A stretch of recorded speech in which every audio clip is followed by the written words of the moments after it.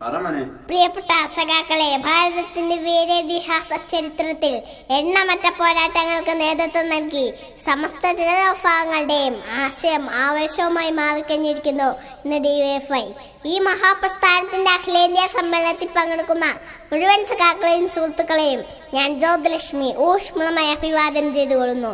ഏതൊരു തരത്തിലുള്ള അധിനിവേശങ്ങളും കടന്നുകയറ്റങ്ങളും ഒരു രാഷ്ട്രത്തിന്റെ, ഒരു ജനതയുടെ, ഒരു സമൂഹത്തിന്റെ, ഒരു വ്യക്തിയുടെ സ്വാതന്ത്ര്യത്തെ എങ്ങനെയെല്ലാം ഹനിക്കുന്നു എന്ന് ഏറെ ചെറുപ്പത്തിലേ തന്നെ മനസ്സിലാക്കിക്കൊണ്ട് ബ്രിട്ടീഷ് ഭരണാധികാരികൾക്കെതിരെയുള്ള പോരാട്ടങ്ങളുടെയും പ്രതിഷേധങ്ങളുടെയും ഭാഗമായി ബ്രിട്ടീഷ് ക്യാബിനറ്റിലേക്ക് ബോംബ് വലിച്ചെറിഞ്ഞുകൊണ്ട് അനശ്വര രക്തസാക്ഷിത്വത്തിന് അപാരതയിലേക്ക് നടന്നു കയറിയ പഞ്ചാബിന്റെ രണധീരൻ സർദാർ ഭഗത് സിംഗിന്റെ ജന്മം കൊണ്ട് പരിപാവനമായിരുന്ന പഞ്ചാബിലെ ലുധിയാനയിൽ ഉദിച്ചു എന്ന അഗ്നി നക്ഷത്രം DYFI.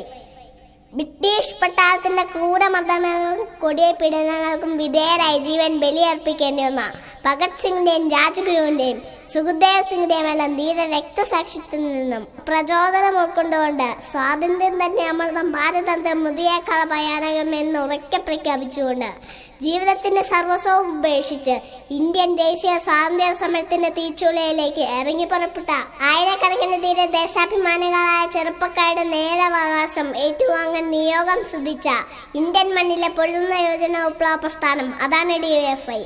ഇന്ന് ലോകത്തിന്റെ നിറയിൽ സൂര്യ തേജസ്സോട് ജ്വലിക്കുന്ന ഈ പ്രസ്ഥാനത്തെ ഇന്ന് നാം കാണുന്ന ഈ മഹാപ്രസ്ഥാനമാക്കി തീർക്കുന്നതിൽ നമുക്ക് മുന്നേ നടന്നുപോയ നമ്മുടെ പ്രിയപ്പെട്ട സഖാക്കൾ ഏറെ ത്യാഗങ്ങളും കഷ്ടതകളും അനുഭവിക്കേണ്ടി വന്നിട്ടുണ്ട്.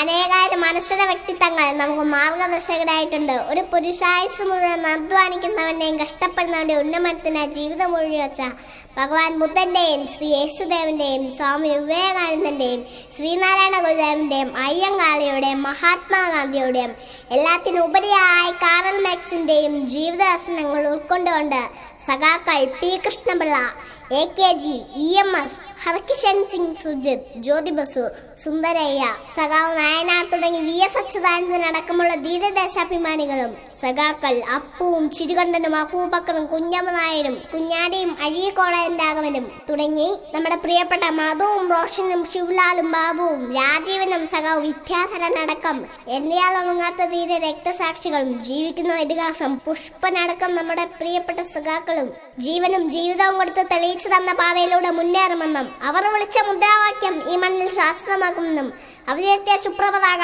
ഒരു പടി കൂടി ഉയർത്തിക്കിട്ടുമെന്നും ഉറക്കെ പ്രഖ്യാപിച്ചുകൊണ്ട് ആ ധീരദേശാഭിമാനികളുടെ പോരാട്ട സ്മരണകൾക്ക് മുൻപിൽ ഈ കൊച്ചു വാക്കിലൂടെ ഒരുപടി രക്തപുഷ്പങ്ങൾ അർപ്പിച്ചുകൊള്ളുന്നു.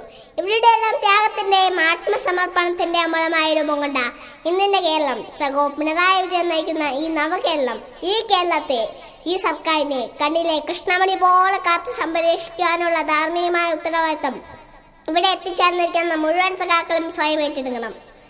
ഇന്നേ വരെ നേടിയ നേട്ടങ്ങൾ നിലനിർത്താനും പുതിയ പോരാട്ടങ്ങൾക്ക് ഊർജ്ജം വരുവാനും ഈ മഹാസമ്മേളനത്തിന് കഴിയട്ടെ എന്ന് ആശംസിക്കുന്നു. ഈ മഹത്തായ പ്രസ്ഥാനത്തിന്റെ തേരാളികളെ, നിങ്ങളാണ് ഈ മണ്ണിന്റെ പ്രത്യാശ.